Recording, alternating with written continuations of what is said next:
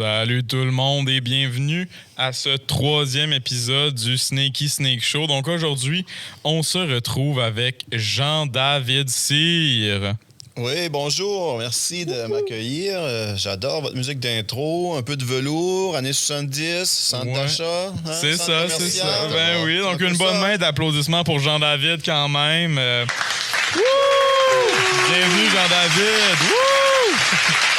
Yes! Donc, tapis long aussi. Les tapis, là, tu te rappelles? Des longs tapis. Oui, fait que on est, comme d'habitude, accompagné de mes chers co-animateurs. Commençons par toi, Justin. Bonjour tout le monde, bonjour.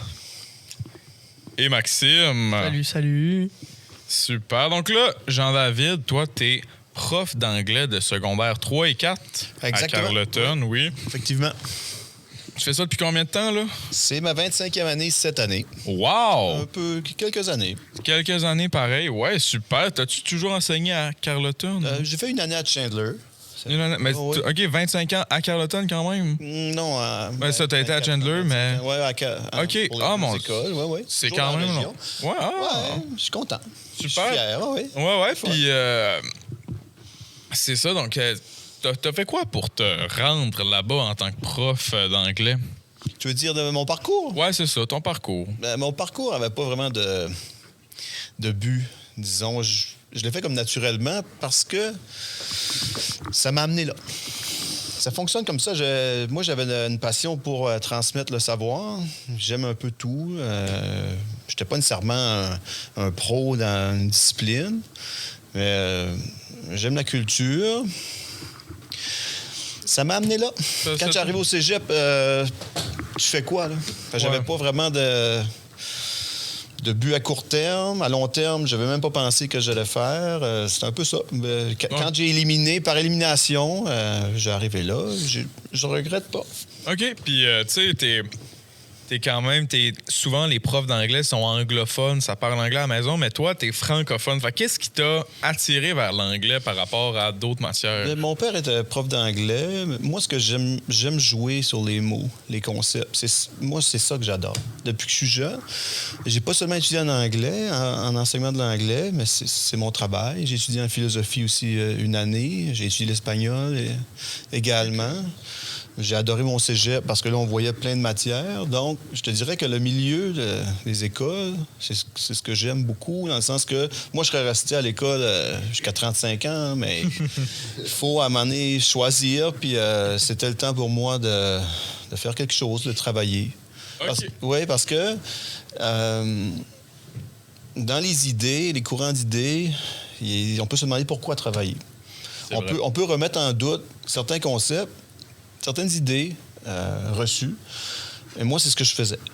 Alors, quand j'étais jeune, je suis un peu cynique, mais en même temps, je remettais les choses en question. Je disais, pourquoi je vais travailler 35 ans ou 40 ans? Je pourrais étudier. Ben oui. Donc, j'avais pas de... C'était un peu ça, mon bain dans le temps, la manière de penser, mais éventuellement, ça nous rattrape. La réalité nous rattrape. Comme aujourd'hui, la réalité, des fois, on est comme... pas dissocié, mais des fois, la réalité nous échappe. OK? Puis, éventuellement, elle nous rattrape. Donc, au niveau financier, ça nous rattrape. On ne peut pas être toujours étudié parce que ça coûte cher aux parents. Ça te coûte cher aussi. Oui, c'est sûr. Donc, il faut prendre des décisions. Ouais. Puis, as-tu déjà eu d'autres jobs? Oui, j'ai été guide touristique plusieurs années dans la région. OK. En anglais, plus particulièrement. Ouais. Ensuite, je ne veux pas en oublier, là, mais l'été, j'ai fait 2 immersions en espagnol et en anglais. J'ai voyagé un petit peu. Mais ma fonction principale, c'était guide touristique. Ah oui, j'ai coupé des gazons longtemps.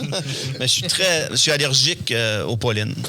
Donc, bon job de coupeur de gazon. Oui, c'était pas idéal, mais avant, dans le temps, il n'y avait pas tant d'emplois pour les étudiants. Donc, au secondaire, je coupais des gazons. À Nouvelle-Suède? Oui, mais éventuellement, j'avais les yeux rouges tout le temps. Puis j'éternuais des centaines de fois parce que c'est vraiment puissant comme allergie, là. Je développais de l'asthme avec ça. Vous allez me dire, pourquoi tu faisais ça? Dans le fond, j'étais toujours en allergie. J'avais toujours les yeux rouges. Je suis né comme ça. Donc, c'est un de mes défauts de fabrication. ça, tu dis à New Richmond, mais ça aussi, c'est quand même quelque chose de le fun. Là. T'es New Richmond, born and raised, puis tu vis encore là, puis tout ça. Fait que... Ça n'a jamais été mon but parce que moi, je voulais aller vivre ailleurs. J'adorais les villes pour l'action. Pour tout ce qu'il y avait, parce que j'ai besoin tout le temps de... Je fais toujours de quoi, moi? Je vais lire un livre, Internet. J'adore Internet parce que je peux aller partout dans le monde en restant chez nous. Puis il y a tellement d'informations. Moi, ce que j'aimais, c'est l'information. Lire les journaux, là, je passe des heures là-dessus. Puis là, j'adore l'information, les statistiques, des choses comme ça. Puis en ville, c'est juste de ça, tu sais. C'est de l'action constamment. Sauf qu'éventuellement, c'était stressant. Ouais. Puis c'était pas beau. Puis il y a des places, c'est pas... au niveau de l'environnement, c'est pas simple. Puis mon rythme de vie était... Je l'aimais pas beaucoup. Puis je me retrouvais plus à un moment donné. Puis je dis, ben là, je m'en vais d'ici. Je veux plus les villes. Puis aujourd'hui, je vivrai pas dans les grandes villes. OK? Alors, c'est un peu ce qui m'a amené ici, mais sans but. C'est-à-dire que j'avais jamais eu l'ambition. En fait, c'est un de mes... On peut parler de défaut, mais je suis comme ça. J'ai pas nécessairement d'ambition. Je n'avais pas avant, je n'ai pas aujourd'hui. Tu sais, je me suis jamais projeté. Puis aujourd'hui, quand tu vieillis, tu apprends à vivre dans le moment présent. OK? Puis moi, je suis rendu là. C'est-à-dire qu'aujourd'hui, c'est ça. Demain, c'est autre chose, étape par étape. Mais il faut tirer le maximum puis le plus positif de tes expériences. Même si ces expériences-là sont parfois négatives, tu essaies de sortir le positif. Puis, éventuellement, tu peux voir plus loin si tu vraiment... tu as la volonté de... Je vous l'encourage. Je disais tantôt Jack Ma, là, lui qui a inventé Alibaba en Chine. Je viens de lire ça. Il dit qu'il a échoué 3 fois son entrée à l'université. Il a été rejeté pour travailler au Kentucky. Mais lui, la volonté a fait que son désir d'aller plus loin... Aujourd'hui, c'est une personne des plus riches au monde. Il a bâti Alibaba, il y a d'autres compagnies. Aux États-Unis, c'est un peu le... Comment tu l'appelles, lui qui est Amazon? Aide-moi donc. Bezos, c'est le Jeff Bezos chinois. OK. Alors, tu sais, c'est la volonté souvent. Ouais, super. OK, yes. Ben, des mots inspirants. Puis, à notre âge, en tant qu'élève, tu sais, on pose ça à chaque prof. Quand tu étais un étudiant de notre âge, t'étais comment? Ah, j'étais un peu stressé. C'est sûr, j'ai toujours été... Là, avec l'âge, t'apprends. J'adorais les matières. J'étais sérieux. Je voulais réussir. Sauf, un de mes défauts, peut-être, c'était pas de suivre mes passions. Tu sais, ce que tu aimes dans la vie, il faut que tu le saches, mais des fois, on est trop jeune pour ça. C'est-à-dire que moi, je faisais les choses des fois parce que je devais les faire. Tu sais, c'est pas vrai que j'allais prendre une année pour réfléchir à mon avenir. C'est pas vrai, tu sais, faut... Donc, je suis toujours progressé. Aujourd'hui, c'est un peu comme ça aussi, mais faut vraiment se connaître puis arriver à trouver ce qu'on aime dans la vie. Okay? Ça veut pas dire que quand tu es jeune, tu sais. Mais à ce moment-là, peut-être il faut que tu fasses des expériences, tu essaies des choses différentes. Puis je pense que c'est à ça que l'école doit servir au niveau de la culture. C'est-à-dire faut absolument qu'on puisse vous montrer des choses qui sont différentes que ce que vous voyez sur TikTok ou ailleurs, pour que vous puissiez au moins vous connaître plus, puis à un moment donné dire « Hey, ça, c'est nouveau, je l'ai jamais fait, on l'essaie, j'aime ça. » OK? Alors, c'est un peu comme ça que j'étais à l'école, mais c'est sûr que je voulais réussir. Ça, c'est clair. OK? Ouais. OK. Yes, super. Ben... J'ai l'impression qu'on a réussi à un peu plus te connaître en tant que personne. Donc là, on va passer au segment dégustation. Puis après ça, on va aller dans le plus croustillant. Donc, on se revoit pour le segment dégustation. Et rebonjour tout le monde. Donc là, on se retrouve pour le délicieux segment dégustation sponsorisé par la Brûlerie du Quai. Donc merci à la Brûlerie du Quai de, encore une fois, supporter notre émission.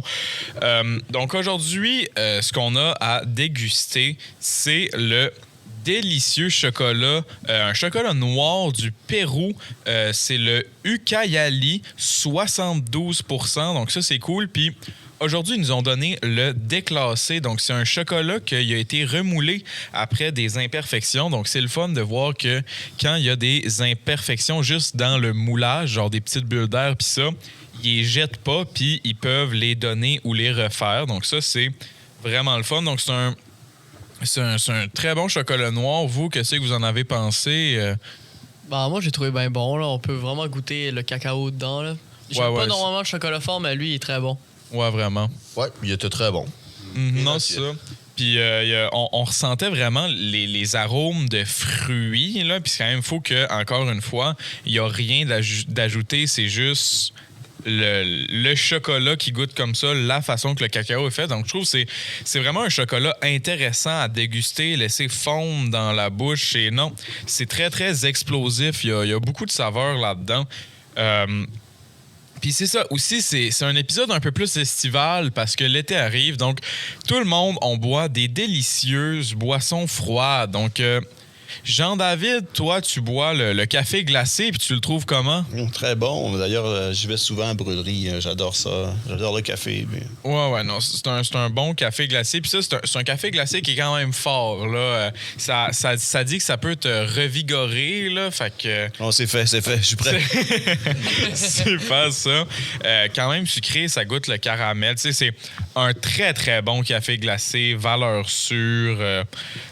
Moi, je bois en ce moment le matcha glacé. Donc, comme la dernière fois, c'est un matcha latte, mais cette fois-ci, il est glacé. Donc, c'est de la poudre de thé vert matcha sucré avec du réel sucre de canne. Comme on l'a expliqué la dernière fois, ils tirent leur matcha d'une ferme très, très vieille au Japon. Donc, c'est du bon stock, c'est de la qualité. Moi, leur matcha, je le trouve délicieux. Puis, tu sais, c'est facile de faire des matchas qui sont pas très, très savoureux ou qui ont une certaine amertume, mais ça, je trouve que c'est super bon, c'est super doux. Les gars, vous autres, vous buvez des smoothies. Donc, on va commencer avec Maxime. Toi, le fraise et mangue. Ah, il est vraiment bon, ça rafraîchit. Aussi, il y a plein de vitamines. On peut vraiment goûter le fraise et la mangue aussi. Puis ça renforce le système immunitaire. Le système immunitaire, ouais. Avec les mots. Non, yes, c'est le fun de l'entendre. Toi, Justin, fruits tropicaux. Ouais, c'est ça. Très bon. On sent comme vraiment les fruits tropicaux. On sent qu'il y a toutes sortes de fruits là-dedans. Très rafraîchissant. Pour l'été, oui. C'est parfait, ça. Non, c'est ça. Puis je pense qu'on s'en parlait un peu pendant l'intermission, que, tu sais, on était tous d'accord que ça, sur le bord de la plage, là, Romain, on peut dire que ton match a été gagné. Ouais! Ouais, super. Ouais, donc non, c'est très, très bon. Puis c'est ça, on n'est pas les plus grands amateurs de chocolat noir, mais celui-là, il était bon. Les smoothies, tu sais, tout le monde aime les smoothies, puis j'ai goûté à leur, là, c'est du bon stock, là. Donc, encore une fois, un gros merci à la Brûlerie du Quai. Cet été, moi, je vous conseille d'aller passer par là, prendre une de ces boissons-là. C'est certifié par le Snaky Snake Show. C'est toutes des régals.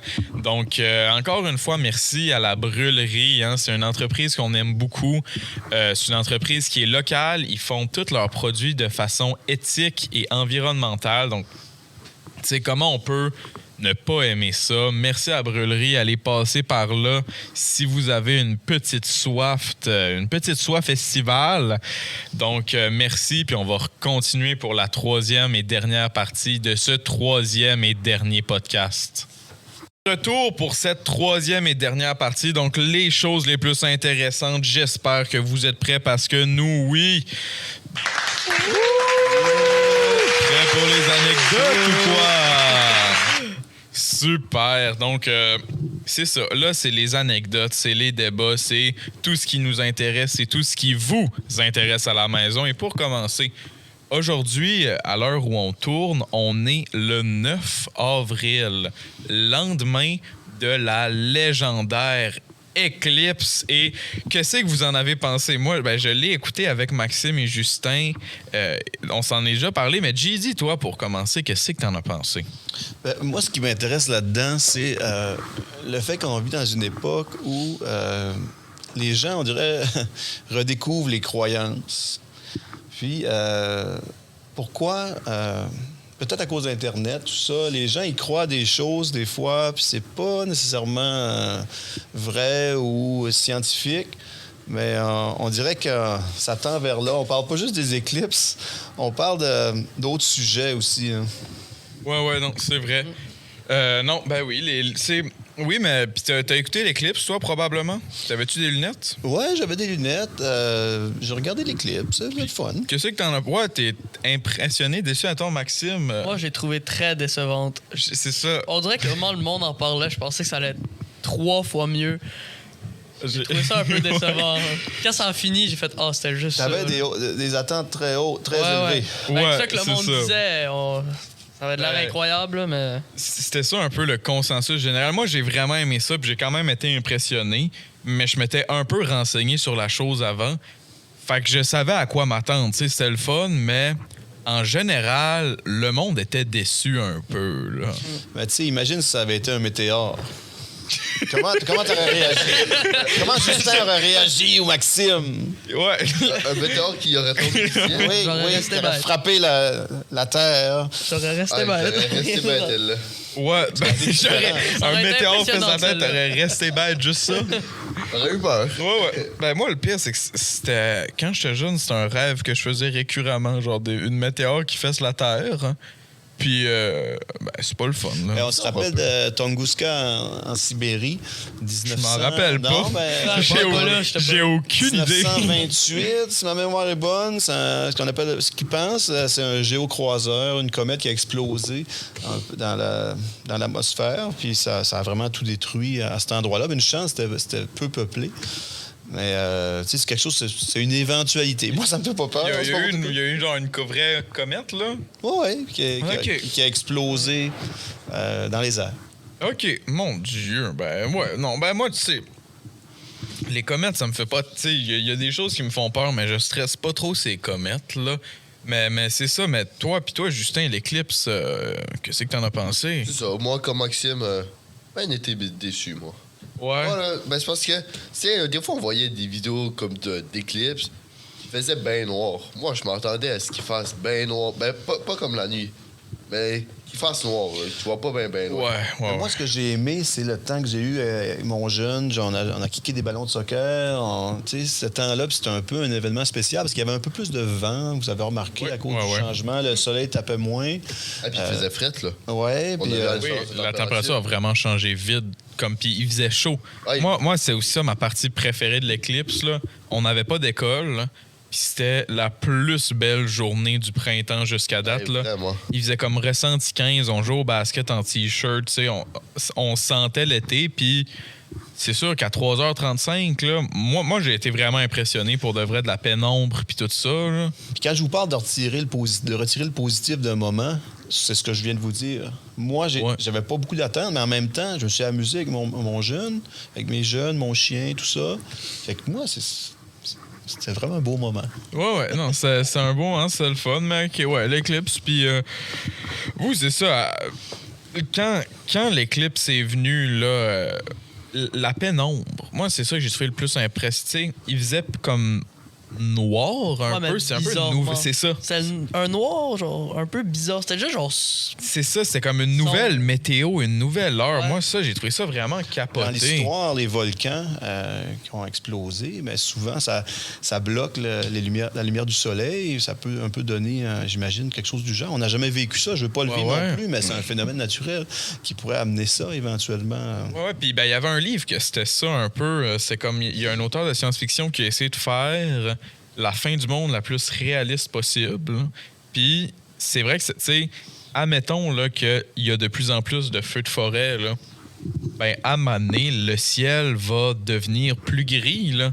Puis ça va être un peu comme... Fait que je trouve qu'il y a vraiment de quoi de post-apocalyptique dans l'éclipse qui était quand même le fun, mais non, c'est une bonne journée, puis c'est ça, ça va sortir pas mal plus vers la mi-avril, fin avril, là, fait que tout le monde va sûrement s'en foutre de l'éclipse, mais c'est le fun de faire un petit retour, puis on va passer au prochain sujet.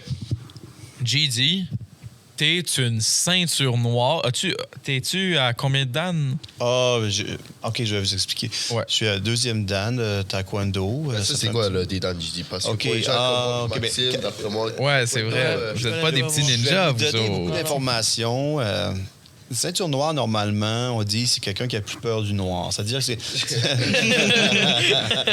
quand Contrairement à Geneviève au dernier épisode, allez l'écouter, qui avait très, très peur du noir, mais surtout des animaux noirs. Ben, non, mais c'est parce que, dans le sens que tu as moins peur de l'inconnu. Tu as appris les techniques, puis ça te fait moins peur. Parce que c'est beaucoup. Les arts martiaux, il faut vraiment que tu imagines un mouvement, puis que tu n'as plus de blocage quand tu l'imagines, puis que tu puisses le faire aussi physiquement. Je vous amène ailleurs, mais c'est ça. Puis j'ai aimé le taekwondo pour la vitesse, tout ça, mais aujourd'hui, je suis plus là-dedans. Je m'entraîne encore, par contre, mais quelqu'un qui est ceinture noire, il y a 20 ans, mais il n'en fait plus, il n'est plus ceinture noire. OK? Ouais. Ces moments-là, il y a des choses que j'aimais là-dedans, d'autres choses moins, parce que tu te blesses beaucoup au niveau de l'impact sur mes pieds, tout ça. Non, ben ça, moi, j'ai fait du taekwondo, moi aussi. Je me suis rendu à la ceinture bleu, barre rouge quand j'étais jeune, puis ben, j'en ai fait un peu avec toi puis ton fils Isaac. Puis, tu sais-tu déjà cassé le pied en compétition? Je me suis cassé le pied à mon dernier examen. C'est un peu de ma faute parce que j'avais pas mis de protection. Puis parce que je voulais être plus rapide, parce que j'avais un examen avec une ceinture 6e dan, quelqu'un qui était très puissant en combat. Puis je me suis dit, je vais l'avoir. Je vais être plus rapide que lui. J'ai enlevé mes protections pour justement avoir plus de vitesse.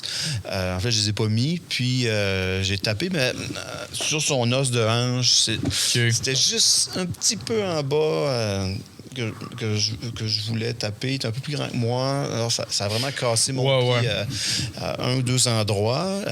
Puis ça, c'est plate. Là. C'est pas souhaitable. C'est un peu mon erreur, mais en même temps, c'est les gens qui font ça. Ça a changé beaucoup, par contre, comme art martial. Moi, je suis plus de la vieille école. C'est-à-dire que moi, je frappe fort. Je frappe, mais la nouvelle école, c'est pas ça, parce qu'ils se sont aperçus que les combattants, parce que c'est un sport olympique, là, se blessaient beaucoup.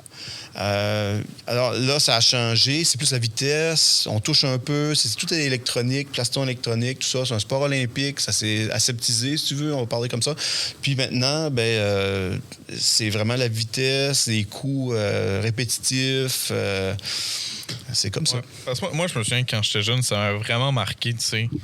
Imagine, tu donnes un coup de pied tellement fort que ça casse ton pied. On dirait que ça m'a marqué de comme, mon Dieu, GD, le surhumain. Non, c'est aussi, j'étais un peu plus vieux. Puis quand t'es plus vieux, je crois les os sont un peu plus fragiles en même temps. Mais en même temps, c'est pas le but de se blesser. Il faut faire attention. Puis c'était qui la 6e dan? Est-ce que c'était Roch Mercier ou non? Non, c'était quelqu'un descendu de Drummondville. Il y a une école à Drummondville. Moi, je le trouvais très bon. Là, puis il n'y avait pas de méchanceté là-dedans. Il faut vraiment comprendre les arts martiaux que l'intention. Parce que l'intention, c'est vraiment important dans ce que tu fais. Ouais. L'intention, c'est vraiment... c'est des intentions comme nobles. C'est l'art aussi. C'est les mouvements, la beauté des mouvements, la vitesse, puis se dépasser. Puis c'est beaucoup de discipline aussi.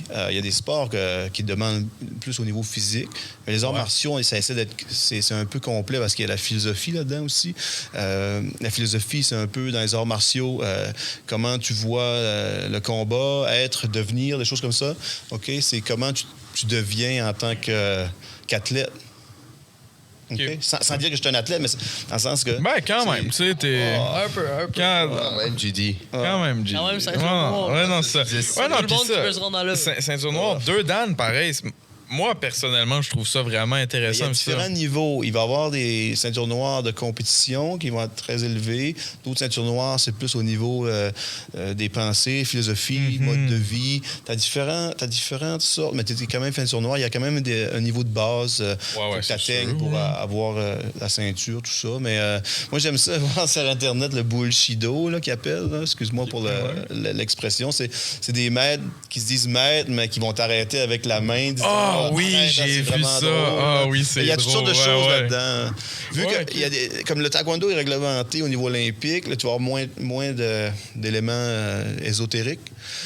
C'est devenu plus un sport comme le judo. Mais si tu prends d'autres arts martiaux qui ont plusieurs écoles de pensée, tu vas avoir des choses tu vas voir des techniques ou des maîtres qui sortent d'ordinaire. Donc, en anglais, on dit bullshido. C'est vraiment... Okay. Ouais, non, mais ça, j'ai vu ça passer il y a peut-être une couple d'années. Là. Hey, ça m'a fait rire. C'est vraiment du monde qui disent être capable de pousser les autres avec leurs pensées. Comme la force dans Star Wars. Mais non, ça, puis... je m'attends que ce soit sûrement pas le bullshido, mais si t'aurais fait un autre art martial, ça aurait été lequel? Ben, j'ai fait un peu de kung-fu, j'ai fait du karaté, 2 ou 3 styles de karaté. Pareil. Ouais, ben j'aimais le karaté. Je serais resté au karaté. OK. Super. OK. Yes. Fait que les Pourquoi autres... le karaté? Ouais, Parce c'est que vrai. t'as les poings, les pieds, t'as les blocs, puis Ouais. t'as le sol. T'as tout ça, puis t'as les armes aussi. Des armes traditionnelles, un peu OK. médiévales. Ouais. Il y a tout ça que tu peux avoir. OK. Ouais. Ah, ben moi, ça, je trouve les arts martiaux, c'est vraiment quelque chose d'intéressant, puis tout. OK. Ouais. Fait que quand même, ceinture noire de taekwondo, puis c'est quelque chose que t'aimerais, tu sais, comme projet de retraite, reprendre un peu plus? Non, je c'est- m'entraîne au gym maintenant. C'est J'ai ça. gardé ma souplesse, j'ai gardé les pieds, tout ça, mais... T'as atteint l'apogée de ta carrière il y a quelques temps. je pense que j'ai pris ma retraite, mais là maintenant, mais j'ai pas de but en tant que sportif ou en faisant du sport. Je veux continuer dans ce que j'ai commencé au niveau. Puis j'amène mes jeunes à la boxe. Là. Cet été, je vais reprendre des cours privés de boxe. Mais ça, le but, c'est d'amener mon jeune à faire de la boxe plus tard. C'est sa volonté, c'est ce qu'il veut. Ouais, non, ça, puis il est bon pareil. Là, mais, non, mais je parle de plus jeune. Là. Ah, OK, le plus jeune aussi. Ah, yes, super. Non, puis, tu sais, la force, l'endurance, tout ça, t'es un peu comme un surhomme. Parlons des super-héros maintenant. Si tu pourrais avoir un super pouvoir, ça serait lequel? C'est une bonne question. Bonne question. Si je pouvais avoir un super pouvoir, bon, on va dire lire dans les pensées. Moi, ce que j'aime, c'est la nature humaine. C'est pour ça que je suis devenu un enseignant. Moi, ce que j'aime, c'est connaître les humains. Écouter, aider, oui, mais connaître pourquoi les phénomènes, pourquoi les gens croient ci, ça. OK. C'est un peu psychologie, mais pas vraiment. Pas psychologie, plus. Puis c'est vraiment la nature humaine. Puis quand j'étais jeune, il y a des professeurs qui m'ont dit, toi, la nature humaine, c'est impressionnant. Donc, j'avais ça en moi. Puis c'est une des raisons pour lesquelles je travaille avec des humains. OK, super à vous, les gars. Super pouvoir, là. Toi, on en a déjà parlé un peu la dernière fois, là. Ouais, comme que j'avais dit que Geneviève. Moi, ça sera soit super vitesse ou téléportation. Ouais, c'est ça. OK, ouais. Toi, voler. Toi, t'as pas la vitesse. Non, toi, c'est la vitesse, me semble. Moi? Non, il est déjà rapide. Il est déjà rapide. T'as déjà... OK, ouais, c'est vrai. Je suis déjà rapide. Oui, c'est vrai. Volleyball? Volleyball? Volleyball! Volleyball! Toi, Maxime, tu te téléporterais où? Je sais pas. Partout. Partout? Y a-tu un endroit que tu aimerais aller? Tu dis, hey, wow. Je ferais le tour des pays, je pense. Mais tu irais-tu dans le passé, dans le futur? OK, téléporter dans le temps. J'ai le droit. Oui, temps et espace. Temps et espace. Lâche-toi lousse, Max Robs. Je sais pas. Je me téléporterais dans le futur, je pense. Je voudrais voir ça ressemblera à quoi. Quelle année? Comme 100 ans, 200 ans. Ah ouais. Je voudrais voir. Tu sais, peut-être je pourrais trouver une solution. Là. Peut-être je pourrais trouver le remède pour le cancer. OK, tu reviendrais après. Je resterai pas là-bas. Non, j'en reviens. OK. Julius. Ouais, vous. Wow. Ça va dans le podcast. Et toi, Justin, quelle époque t'aimerais ça aller? Moi, t'avais aussi dans le futur. Mais comme moi, un bon 1000, 2000 ans, là. On reviendrait. OK. Ben, ouais, là, je reviendrai pour compter ce que j'ai vu, là, mais un bon 2000 ans pour voir c'est quoi. Essaierais-tu de trouver une petite solution, genre, pour sauver le monde ou quelque chose? Ben ouais, là. Ou tu te promènerais juste? Je fais du bicycle, là. Ça, là. Parce qu'on peut pas aller dans le passé, apparemment, pour certains principes. Vous Ouais, les ça, connaissez. ça peut Retour vers changer le tout futur ça, après. mais c'est Ouais. c'est pris d'un auteur aussi. C'est pas Spielberg qui a parlé de ça en premier. Là. Il y a d'autres personnes qui ont réfléchi à ça. Mais moi, ce serait la Rome antique, c'est sûr. Au temps de la fin de la République, peut-être. Autant que... Peut-être quand César a été assassiné, après Auguste, tout ça, ce serait vraiment là que j'aimerais parce que c'était une chance unique d'arriver une Rome démocratique, mais en même temps, c'est devenu une dictature, surtout avec César. Puis, regarderais-tu juste ou tu voudrais participer à la petite guerre? Ou... Je sais pas, j'aurais aimé connaître Cicéron. C'est une personne. Essaierais-tu de leur parler ou tu non, j'aurais aimé connaître. Parce que moi, je m'intéresse aussi au droit, aux lois. Puis Cicéron, c'est un homme de loi dans Rome antique. Puis il était en même temps pour et contre César. Puis ça s'arrêtait à un moment le fun. Là, parce que si tu regardes après ça, moi j'aime moins le Moyen-Âge parce c'était une culture, disons, pas partout, mais que je comprends qui était pas fédérée. Tu sais, c'était peut-être ce que je comprends des seigneurs. Puis, mais là, en Rome antique, il avait fédéré tout le monde par l'impôt, puis plein de pays. Puis là, il était vraiment puissant. Puis il aurait pu accomplir des choses, ça peut être de la technologie ou quoi, mais ils l'ont pas fait. Tu sais. Ouais. OK, yes. Puis Maxime vient de me faire penser à une autre question qu'on aime bien poser. Si tu prêtes un animal, tu serais lequel? Nous, on a déjà répondu, fait qu'on va pas trop répondre. J'aime beaucoup les animaux, mais je suis allergique à tous les animaux, mais, mais j'aime beaucoup les animaux parce qu'en les regardant, on comprend. Puis à matin, je pensais à ça parce que je savais que vous alliez être là aujourd'hui. Ouais. Je me dis, quand tu vis avec un animal, comme là, j'ai un chien, puis c'est correct, là, j'ai pas d'allergie, c'est une longue histoire. Mais je peux accepter que ton chien comprenne pas tout. Okay? Non, mais c'est normal. Non, mais... Je connais pas grand monde qui accepte pas ça. Ouais, mais attends. Des fois, tu peux transposer des choses aux humains.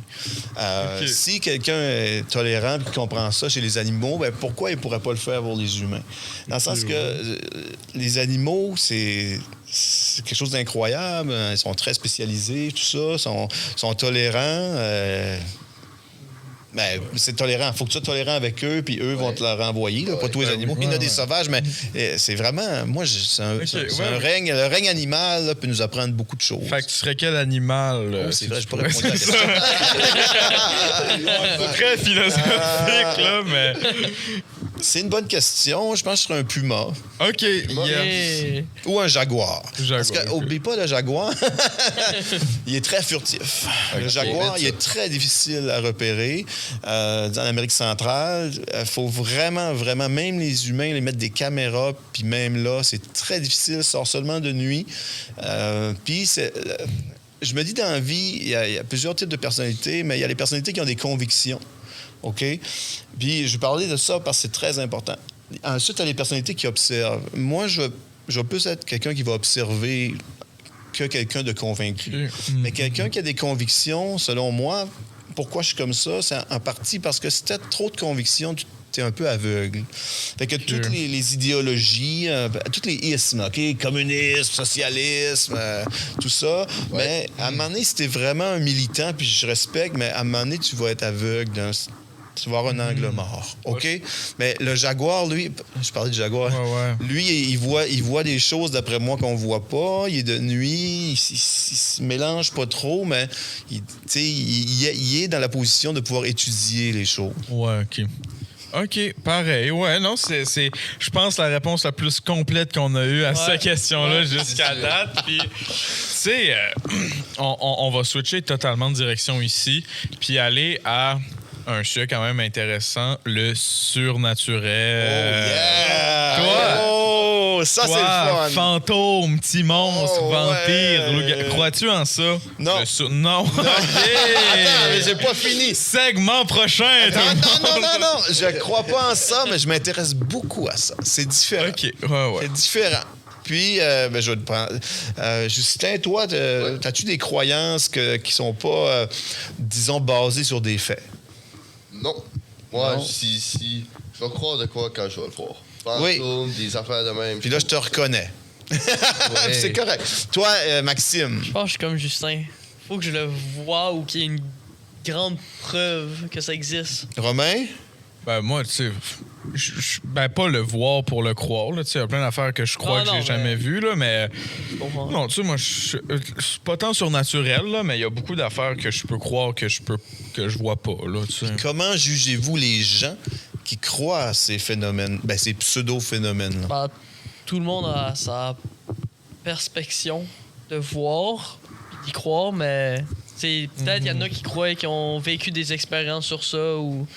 Parce que moi, je crois que c'est juste un hasard, ça qui se passe. Pas juste un fantôme. Ouais.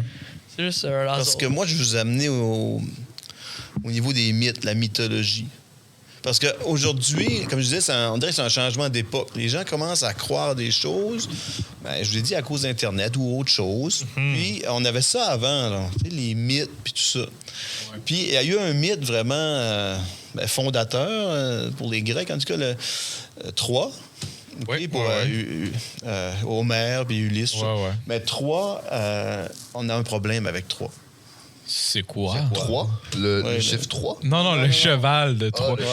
C'est ça a été très popularisé par c'est l'Iliade d'Homère, suivi par l'Odyssée d'Homère, que c'est comme, en gros, quand ils sont arrivés avec le gros cheval de bois jusqu'à Troie. Ah oui. Le problème avec ça, c'est que c'est un mythe. Pourquoi? Mais un mythe, il y a un peu de vrai. Sauf que, mettons, l'Atlantide, c'est aussi un mythe. Mais si on prend Troie, Schliemann, qui était un découvreur allemand, tout le monde croyait que c'était faux, que c'était juste dans les livres. Mais lui, il a découvert la ville de Troie. Donc, là, ça devenait tangible, ça devenait une réalité. Là, OK? Donc, si Troie a existé, pourquoi l'Atlantide n'existerait pas? Donc, c'est là, en même temps que... Mais je parle d'Atlantide, mais je vais aller sur d'autres sujets. Là, lui, il l'a trouvé... on a un problème. Mais l'histoire a sûrement été romancée, tu sais. Ouais. C'est tout le cheval, puis tout ça, tu sais, puis le prêtre. Tu sais, si tu lis le mythe, tu t'aperçois que c'est peut-être une histoire qui concerne les religions. Ouais. Parce que le prêtre, à la fin, il dit... les dieux vous ont laissé un cadeau. Là, c'était la fête, hein? C'était le party là-dedans, parce qu'il avait gagné contre les Grecs. Mais le cadeau, c'était le cheval avec les sodas cachés. Mais qui a induit les gens en erreur? Le prêtre, exact. Oui. Bon, il y a comme une petite morale. Sauf que là, ça a été découvert. Un des phénomènes, moi, qui m'intéresse le plus, puis c'est là, j'espère que je ne perdrai pas ma job, là, mais ça ne veut pas dire que je crois à ça, mais c'est les aliens. Oui, puis ça, on va en parler plus tard. On peut attendre. Non. Moi, on va faire le switch là. Je pense que ça va être le plus gros sujet de cette émission. Puis vous allez tomber en bas de vos chaises. Genre, le restant de l'épisode, ça va être ça. OK. Là, gars, on va faire le switch tout de suite. Ça va être, je pense, le dernier sujet avant les jeux. Aliens! Puis, aussi ça, je me souviens, tu sais, je suis très ami avec ton fils, puis une des premières fois que j'ai été chez vous, je me souviens que t'étais là, puis que tu m'as accueilli, tout ça, puis t'as dit Aliens, they're coming for us. Et tu sais, c'est tellement. Je comprenais pas, premièrement. Parce que moi, c'est un sujet qui est passionnant. Parce que je te dis pas, je suis pas ici de te dire que ça existe ou ça existe pas. Ça m'intéresse pas. En fait, j'aimerais mieux qu'il n'existe pas. Mais c'est sûr que dans l'univers, l'histoire, là, que tout le monde dit « Oh, mais c'est tellement grand! » Moi, ça fait 100 fois que je l'entends ou 200 fois. C'est correct. Là. C'est tellement grand. Je suis pas là encore. Parce que là, tu me parles de croyances. Moi, j'aime regarder puis écouter les gens, les histoires par rapport aux croyances. Mais moi, si ça existe ou ça n'existe pas, ça m'intéresse pas beaucoup. OK? Parce que c'est un mythe moderne. Tu comprends? C'est ce que je t'ai dit, Troie, tantôt. C'est ce que je dis, Atlantide. OK? Oui, Troie, ils l'ont trouvé, mais l'histoire a-t-elle vraiment existé? Oui, il y a eu sûrement des guerres, tout ça, mais l'histoire, parfaitement comme Platon, pas Platon, Troie. Comme Homère l'a récité, l'a narré, l'a écrit. OK? Est-ce que ça a vraiment existé comme ça? Right? Donc, c'est la même chose pour les aliens. C'est un mythe. OK? Donc, là-dedans, dans un mythe, il y a des gens qui croient des choses et c'est très drôle. Mais j'ai des histoires personnelles aussi à raconter par rapport à ça. OK. Je rappelle des faits. Ça me concerne pas. Moi, j'ai jamais... en faire un tour, avez-vous déjà eu genre des expériences d'aliens quoi de même, non? J'ai jamais vu ça, moi, un alien. Non, moi non plus. OK, on est tous en même page. Moi non plus, puis c'est... pense pas en voir non plus. OK? Ouais, mais j'ai pas dit que c'est pas une croyance. J'ai dit, moi, c'est juste pour le plaisir de voir comment ça se développe. On revient à la Deuxième Guerre mondiale. OK? Les pilotes voyaient des choses, puis ils appellent les Foo Fighters. OK? C'était des orbes, des lumières. Bon, ça, on sait ça, c'est l'histoire. OK? Puis c'est le groupe Foo Fighters, vous connaissez, mais ça vient de là. Je dis pas que c'est vrai. Je te dis qu'il y a des pilotes qui témoignent en ce sens-là. Le problème, c'est qu'un témoignage, c'est faible. En cours, un témoignage sans autre preuve, d'après moi, c'est pas très fort. Ça dépend de ce qui s'est passé, mais c'est faible. C'est la preuve la plus faible, d'après moi, que tu peux amener. Parce que je t'ai dit que ce phénomène-là, ça touchait à plein de sphères. Ça touche à la psychologie humaine aussi, les faux souvenirs. C'est-à-dire que toi, Maxime, tu as vu quelque chose il y a 20 ans dans le bois, un animal bizarre. OK? Je te parle pas des lions. OK? Là, tu racontes ça à Justin. Tu racontes ça à Justin. Déjà là, ça se peut que tu as changé un peu. Justin, j'ai vu de quoi dans le bois? C'est peurant, c'est gros. Là, OK? Donc, Justin, il t'écoute. Après ça, Justin dit ça à un autre. « Hey, Maxime, il a vu... » Fait que là, Maxime, lui, 1 an passe. Là, il a rêvé à ça, puis il a pensé. Quand il va redire l'histoire, même si c'est pas volontaire, il va peut-être changer un petit peu l'histoire, puis se croire. Okay. Ça, c'est un phénomène. Puis après ça, 3 ans après, ben, Justin va en raconter un, puis là, c'est le téléphone. À un moment donné, Maxime raconte ça encore, puis là, ça change encore. Mais 20 ans après... l'histoire va avoir totalement changé. Tout ça pour dire qu'un jour, il y a quelqu'un qui est arrivé, je ne vais pas y mettre là-dedans, mais en tout cas, mais disons, c'est une personne très connue, puis c'est une personne très sérieuse, puis elle arrive très énervée, puis elle dit, j'ai vu un extraterrestre. Okay. Puis là, moi, j'étais dans la vingtaine, OK, tu sais, elle était très bouleversée. Puis elle m'a expliqué, elle roulait à Saint-Jules, puis il y a eu une boule lumineuse rouge qui l'a suivie de manière intelligente. Dans le sens où, en char, le boule était à côté, mais c'est encore c'est encore une histoire. Oh, okay. Puis quand elle est arrivée chez elle, elle s'est dépêchée, cachée dans la maison, puis la boule a tombé en arrière de la montagne. Puis cette histoire d'orbe-là, puis de sphère, puis c'est pas une madame qui écoutait la télé, YouTube n'existait pas. Donc ça, moi, j'aimais ça. Ça, dès que tu me racontais ça, je tripais. Puis j'avais votre âge, puis je m'informais déjà là-dessus. Le fait que c'est toujours la même histoire... c'est un mythe, c'est toujours la même histoire. Est-ce que je crois ça? Pas nécessairement. Est-ce que je trouve ça renversant? Oui, tout à fait.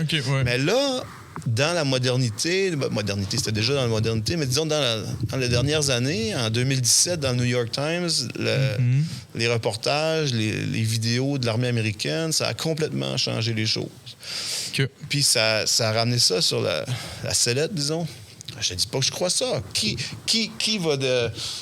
est bon pour mentir? L'armée, c'est un organe du gouvernement qui est bon pour mentir. Ça veut dire la zone 51. Crois-tu qu'ils ont des aliens comme le monde? Non, du tout. Zone 50. Surtout, tu crois qu'il y a quoi? Là, tu essaies de me faire arriver. Non, je te dis non tout de suite. Moi, je crois en peu de choses, disons, là, parce que je vais vous dire tout de suite, moi, je suis athée, là, tu sais. C'est mon choix personnel, puis j'espère, tu sais, je pense que les gens respectent ça, mais je vous le dis, dans le sens que j'ai pas de croyance, que ce soit des fantômes, je crois pas à ces choses-là, OK? Sauf que le phénomène en tant que tel est tellement intéressant, puis moi, ça m'a permis de voyager partout dans le monde, dans le sens dans les livres. J'ai amené des livres aujourd'hui. Certains livres sont loufoques, OK? Certains livres, c'est du délire total. Puis d'autres livres, on s'approche, c'est des scientifiques qui ont écrit ça. OK? Mais ça veut pas dire que parce que tu es un scientifique, ce que tu vas dire, surtout si c'est pas dans ton domaine, puis si tu n'amènes pas des preuves concrètes autres que des radars, comme ça veut pas dire que c'est vrai. Ouais, non, c'est vrai. Tu sais, la personne, c'est un peu comme la religion. Donc, c'est un peu un phénomène qui s'apparente à la religion. C'est vraiment pour ça que c'est vraiment intéressant. Religion, psychologie, fausse croyance, un peu psychologie aussi, économie. Pourquoi? Regarde, ces gens qui ont écrit, là, ils font de l'argent. Oui, c'est vrai. Il y a tout ça, puis il y a des villes qui vivent de ça, aux États-Unis ou ailleurs. Mais moi, j'aimerais ça faire un petit retour sur ce que Maxime a dit, c'est la zone 51. Pas de couper, mais zone 51, qu'est-ce que vous pensez qu'il y a là-bas? C'est ça que je te demandais, JD. Qu'est-ce que tu penses qu'il y a là-dedans? Pourquoi c'est autant caché? Pourquoi le monde, ça leur intrigue tellement? C'est parce que dans le monde, présentement, puis ça a toujours été, il y a des secrets. Il y a des secrets parce que le secret, c'est le pouvoir. Il y en a qui disaient avant, l'information, c'est le pouvoir. C'est pas Francis Bacon qui a dit ça. Hein? Le Bacon, moi, je trouve qu'il y a un beau nom, là. Mais, personne... en tout cas, il y avait beaucoup de titres, là, scientifiques aussi. Mais, OK, ouais. mais lui, il avait dit l'information, c'est le pouvoir. Il y a des informations que tu ne dois pas donner, comme des projets secrets, tout ça. Mais en même temps, est-ce que c'est bon pour la démocratie? T'sais? Si on commence à cacher des choses, prends tous les services secrets du monde. CIA, Mossad, GRU russe, ou peu importe, ils en ont plusieurs autres. Puis, est-ce que vous pensez qu'ils vous cachent des choses? Ben oui, sûrement. Ouais, non, c'est ça. Fait que, en admettant ça, c'est sûr qu'ils ont des endroits que tu n'as pas le droit d'aller. Est-ce que c'est bon pour la liberté de penser, la démocratie? Non. Ouais, ça non. peut pas être bon. Mais c'est très présent. Est-ce que c'est nécessaire? D'après moi, oui. Là, pour... Puis, mais qu'est-ce que tu penses qu'il y a là-dedans? Qu'est-ce que tu penses qu'il cache, genre un UFO, je sais pas? Ouais, c'est ça. Dans ce sujet-là, c'est que les gens sont très, très intéressés par ce sujet-là. T'as des gens qui vont dire c'est des conneries. Beaucoup. Au Québec, beaucoup, parce qu'on n'est pas... Aux États-Unis, c'est comme une religion. Au Québec, c'est bien correct, là. Je juge pas ça, sûrement qu'on a peut-être plus raison que ça dans ce point-là. Mais il y a des gens qui vont totalement tasser ça du revers de la main. C'est correct. Puis il y a d'autres personnes qui vont commencer à croire des choses. Qu'est-ce qui se cache là? Bon, on ne sait pas. Tu me demandes qu'est-ce qui se cache là? Bien, sûrement le U-2 est parti de là, des avions espions, puis des recherches au niveau des armements, des avions. Mais, hey, moi, le dire, je pense qu'il n'y a rien là. Moi, je pense que c'est juste une base comme une autre, là. Ben, moi, je pense qu'avant, il y avait de quoi, mais ils ont tout enlevé. Parce que je pense qu'il y a jamais c'est rien. tellement médiatisé. Il y a tellement d'affaires là que n'importe qui serait cave de cacher de quoi pour de. Tu sais, ça doit être juste, ils rangent des armes, ils ont quelques tanks, des bombes puis tout ça, mais c'est impossible qu'ils cachent des gros secrets là quand n'importe quel YouTuber un peu tata essaie de rentrer là-dedans avec une GoPro. Là. C'est ça, c'est parce que le phénomène OVNI, il sert à plein de choses. Il sert à cacher d'autres choses. On appelle ça aussi des éclipses médiatiques. Si moi, je t'envoie un sujet... Oui, éclipse encore. Si moi, je t'envoie un sujet, puis c'est partout en ondes, ben il y en a qui vont faire autre chose. Tu sais, les médias, on a une petite crise, une grosse crise, parce que les médias, ils attirent plus tant que ça, les médias traditionnels, parce qu'on a Internet. Donc, eux, c'est sûr qu'il faut qu'ils amènent des gens à les écouter. Des fois, ça peut amener des choses sensationnelles, mais en même temps, si un gouvernement décide de présenter quelque chose, on voit souvent avec la guerre, surtout en Ukraine, tout ça, il présente quelque chose, une nouvelle, OK, mais il occupe un peu l'opinion publique, mais de côté, peut-être qu'il peut se passer des choses qu'on ne voit pas. OK, ouais. Parce que, tu sais, des fois, puis j'ai rien contre les médias, c'est très important, les médias traditionnels, surtout les médias d'enquête. Mais ça demande beaucoup d'énergie puis d'argent. Puis si en plus ils sont en crise, ils ont moins d'argent. Mais c'est nécessaire, mais en même temps, il y a des choses qu'on ne voit pas. On n'a pas les yeux partout. C'est pour ça que tantôt, je te parle du Jaguar. Ouais. Le Jaguar, ça veut dire, crois-tu que la zone 51, c'est juste genre une diversion pour quelque chose qui cache d'autres en quelque part d'autre? C'est possible. C'est sûr qu'il y a eu des erreurs. Au niveau des États-Unis, apparemment, ils ont testé des armes nucléaires sur des citoyens sans nécessairement ça a sûrement causé des troubles. Il y a eu des choses que par après, on s'est aperçu que c'était pas correct. Là. Puis, OK. Il y a des secrets au niveau des armées, tout ça. On est loin de la démocratie. Là, c'est du commandement. Puis c'est pas du respect de tout le monde là-dedans. Là. Est-ce que c'est nécessaire? Sûrement, mais il faut faire attention. Puis ce qui sort de là, est-ce que c'est vraiment la vérité? Ben, si on peut pas enquêter, si on peut pas savoir les dessous de ça, ben, on peut pas dire que c'est vrai. Ça. Ouais, c'est pas. Puis là, il nous reste à peu près 5-10 minutes avant de passer au segment jeu. Fait que peut-être finir un peu avec on va sortir de la zone 51 quelques secondes, puis finir un peu avec les aliens. T'as amené des livres, pareil. Donc ça, c'est quoi ça? OK. Il y a des livres faits par un scientifique d'Harvard, un psychiatre d'Harvard. Lui, il a interviewé... Là, ça va loin. Hein. C'est drôle. Moi, je trouve ça drôle, mais en même temps, pour ces gens-là, c'est pas drôle. OK? C'est peut-être des gens qui sont malades ou des choses comme ça, mais lui, il a interviewé 100 personnes qui ont été enlevées par des ovnis. Puis c'est toujours la même histoire qu'il raconte. OK? Fait que lui, il s'est dit, c'est pas une maladie, tout ça. Fait qu'il a passé par l'hypnose, puis il raconte ça dans ce livre-là. Puis c'est sérieux, là. Mais lui, il a eu des troubles avec ça. Parce que quand les gens parlent de ça, ils sont annulés. OK? Si t'es pilote d'avion, tu racontes ça, ils vont dire, t'es peut-être pas bien, là. On te fera plus piloter des avions. Lui, il a fait ça, puis il y a eu du trouble. C'est quelqu'un qui a eu beaucoup de prix, tout ça, puis John Mack. Mais en même temps, ce que je vois, c'est qu'il a utilisé l'hypnose, puis tout ça, puis à la fin, l'hypnose, ça peut te faire dire n'importe quoi. Tu sais, les humains, on est très malléables. Tu sais. On fait beaucoup par imitation, puis si tu es comme vulnérable, je te dis, c'est vraiment passé ça, ou tu as une suggestion, mais peut-être tu vas dire la même chose que moi. Tu sais. Fait que moi, je suis très critique, là. C'est une sceptique, mais faut pas tout le temps...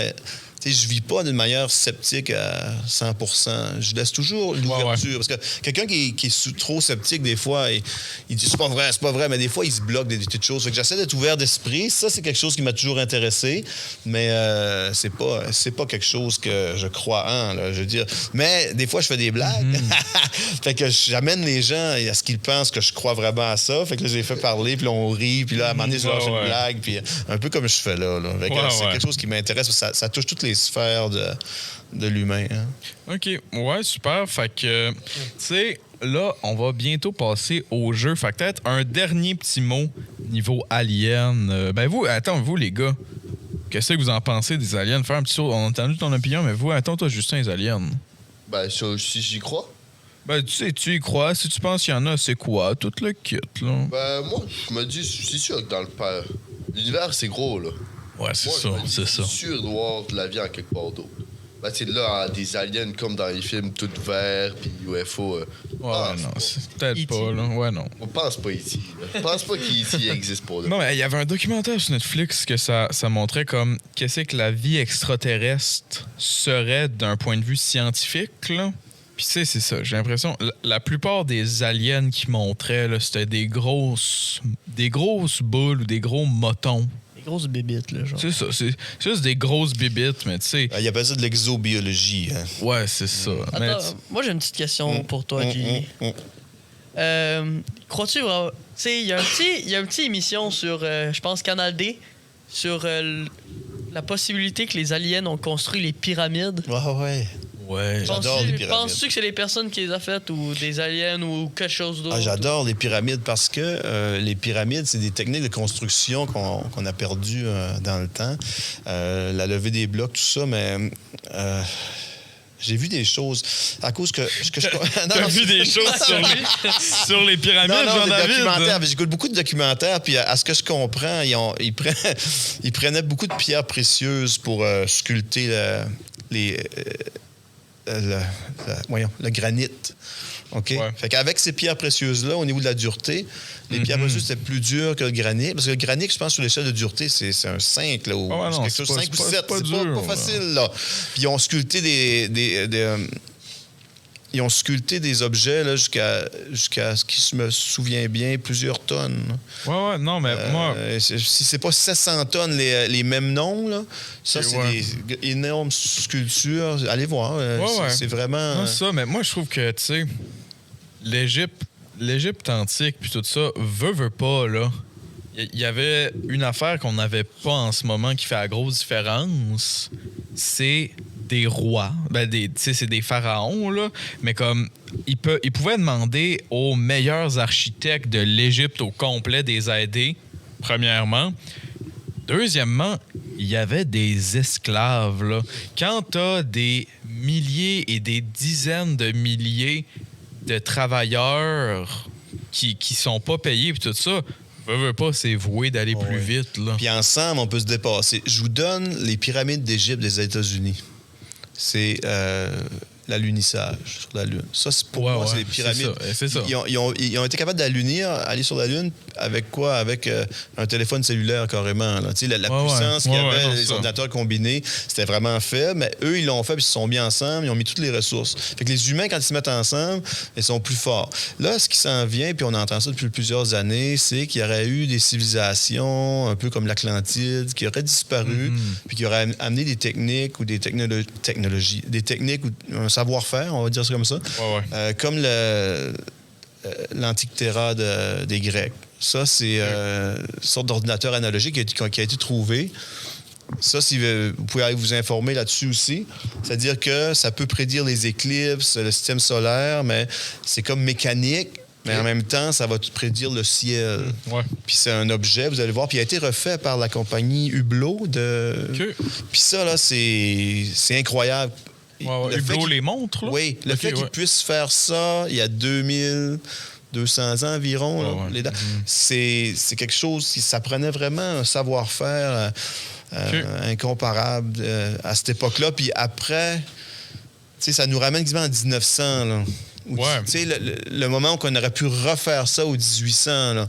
Fait qu'eux, ils pouvaient le faire il y a 2000 ans, mais ça n'avait rien de technologique, mais ça avait rapport avec la science, la compréhension des mouvements, des astres, puis ça par rapport à l'observation. Mais ce qu'ils ont fait, l'Antiquaire ou l'Antiquaire, moi, j'écoute en anglais plus, là, mais allez voir ça, puis c'est vraiment impressionnant. Là-dedans aussi, il y a une grosse affaire que, le Moyen-Âge, il y a une raison pourquoi plusieurs historiens appellent ça les années sombres. Là. Ou en anglais, The Dark Ages. Là. Ils ont perdu beaucoup de savoir-faire vu que la religion a été vraiment mise sur un piédestal, puis un peu comme la chose absolue.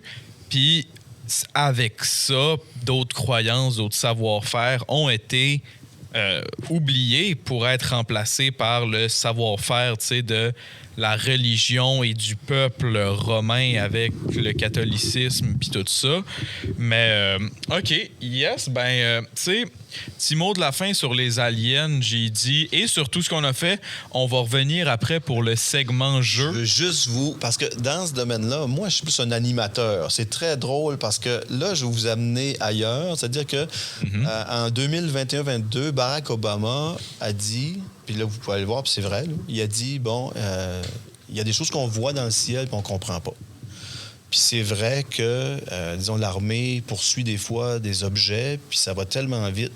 Vous pouvez l'écouter. C'est vrai, il a dit ça. Fait qu'en amenant des autorités comme ça ne veut pas dire que c'est vrai.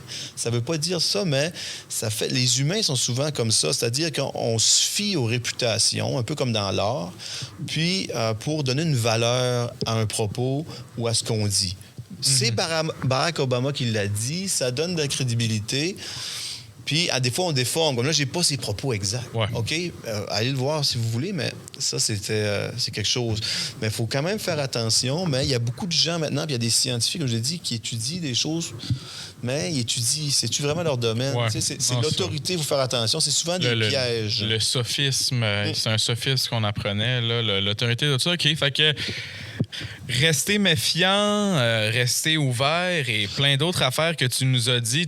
On a quand même eu beaucoup de bonnes discussions, beaucoup philosophiques, plus philosophiques que ce qu'on s'attendait, mais c'est très le fun. Oui, je veux pas vous ennuyer parce que là, c'est moi, OK? Ben oui. Mais c'est pas mon travail. Comme vous m'avez amené ailleurs, mais mon travail au quotidien, c'est autrement. T'sais, on a plusieurs sphères dans la vie. Vous allez tous avoir une vie personnelle, une vie professionnelle, mais vous n'allez pas vous définir nécessairement par uniquement votre travail. C'est vrai. Il y a plusieurs sphères. On aime tous des choses, mais il y a aussi un dernier message, c'est jamais sous-estimer les autres.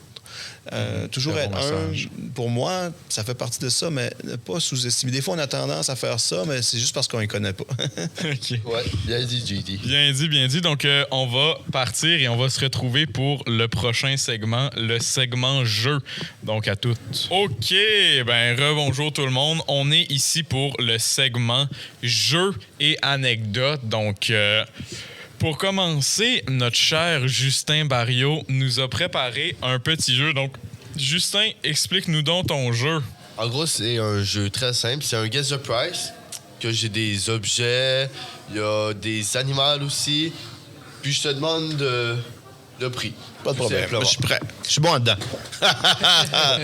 Yes. On commence par la réplique de E.T. l'extraterrestre. Grandeur nature, faut le préciser. Oui, grandeur nature, vraie grandeur de E.T. Oh! Pas utilisé dans le film. Pas utilisé dans le film. Non, une réplique. 1050. 1050. 50. On est à 678. J'étais un peu loin. Un Ça, peu c'est un loin. argent américain, ça? Non, je pense pas. Je pense que Non, c'est sur canadien. C'est canadien, ouais.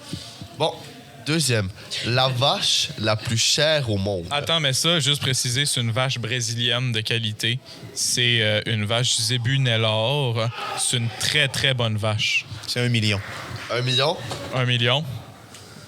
près de 4 millions. 4 millions de dollars. L'industrie bovine au Brésil, là, il y a beaucoup, ben pas beaucoup, mais il y a plusieurs vaches qui coûtent au-dessus de quelques millions de dollars. Hey. C'est hallucinant. 4 millions la vache, là. Et il faut qu'elle soit bonne pour 4 millions. Oh, ça vaut ça.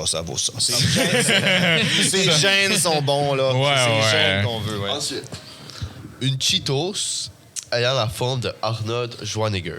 Ah oui, hey, wow. Hey, j'aimerais vraiment Ça, avoir c'est ça. Non, ça, Je c'est pense une que Cheetos, Romain la mangerait, je pense. T'aimes ça, toi, hein, des Cheetos? Ben, qui n'aime pas les Cheetos, là, mais elle doit faire beaucoup de chemin puis être très vieille, cette Cheetos-là. Fait que non, je la mange pas. 2500. Moi, je dis moins que ça, là. Moi, je Non, dis moi, je plus. pense- Moi, je je dis pense que beaucoup c'est plus.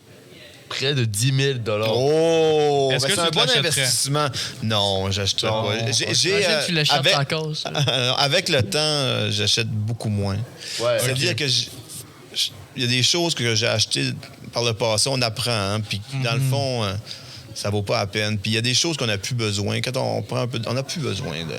Ben, je suis pas sûr qu'une Cheetos Arnold, tu te dis vraiment, j'en ai besoin. Non. Non, tu penses pas? Non, je penserais pas, moi non Moi plus. Bon, ensuite, un détecteur à fantômes. Oh, C'est wow! comme qui Ça, c'est 49 et 82.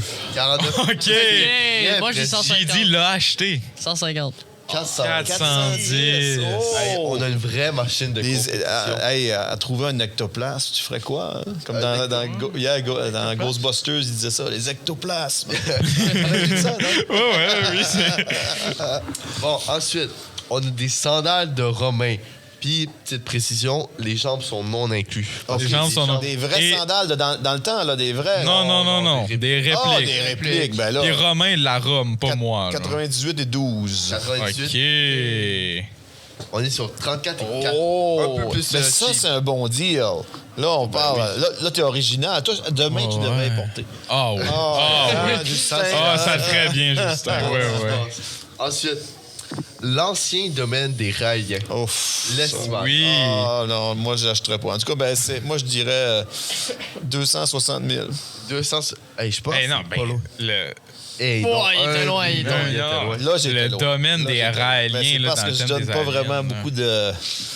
Ouais, j'en ai déjà rencontré des Raéliens. Sérieux? Oui, j'étais jeune, puis j'étais allé à une rencontre de Raéliens pour rire, parce que moi, c'est de l'humour. Là. Je crois pas du tout à ça. Ouais, non. Puis, j'ai été servi. Bon, ensuite, le cercle de Michael Jackson. Ah, Puis, ça non plus. Michael Jackson non inclus, on le précise. Hein. Hey, vous trouvez des terribles d'objets. Ben, ça, c'est au moins 250 000. Ah, bon, je Ben non, pense mais c'est plus. le prix qui a été fait, là. Ah, OK. 25 000 pour faire un cercueil, c'est cher, là. Ben, c'est rendu cher. L'industrie de la mort, il y a de l'argent là-dedans. ensuite, on sait que t'aimes ça, un Spider Riker. Oh, Oh, le mien, ouais, je yeah. l'ai plus, le mien. Là. Ah. Non, 14 000, avec les taxes. 14 000 avec les taxes. On a 19 000. Oh, ça a monté de prix. Oh, ça a monté. L'inflation. Prix a monté. L'inflation. L'inflation, Ouais, ouais, oui. Puis je pense que Là, c'était le dernier. Donc C'était ça- le dernier. Ouf. C'était notre premier jeu. Ouais. Là, la cloche va sonner. Donc, on va revenir pour le deuxième. Bonjour tout le monde. Là, on se retrouve quelques jours après l'enregistrement. Bien malheureusement, on a fait un autre jeu et 2 anecdotes avec Jean-David, mais malheureusement, on ne sait pas pourquoi ça n'a pas enregistré. Encore une fois, on a des problèmes audio. Mais on tenait quand même, malheureusement Maxime n'est pas là aujourd'hui, mais moi et Justin, on tenait à juste remercier un peu tout le monde. Donc je vais laisser Justin commencer. Oui, ben pour commencer, je voudrais remercier les professeurs qui ont participé, Nate de Snake, Geneviève Côté et Jean-David. Un grand remerciement à vous d'avoir collaboré pour le podcast. Merci aussi aux professeurs qui nous ont laissé sortir de leur classe, de nos cours, puis bien sûr à Catherine aussi. Donc un grand merci à vous.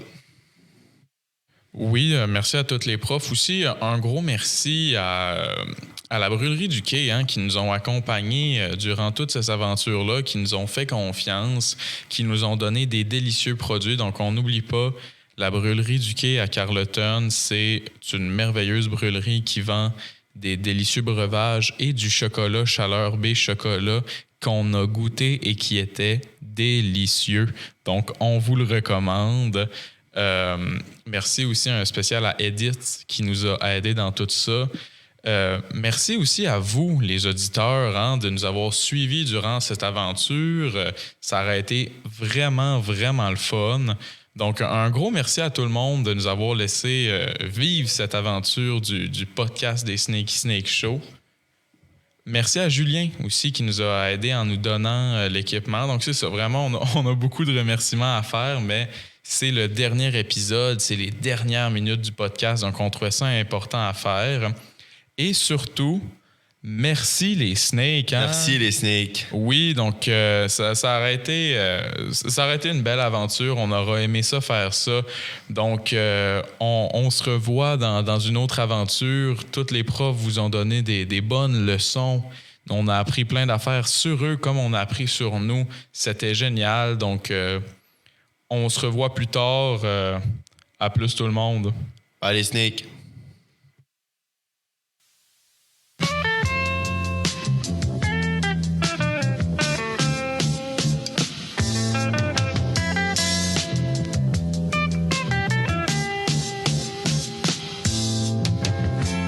Heaven must have sent you from the stars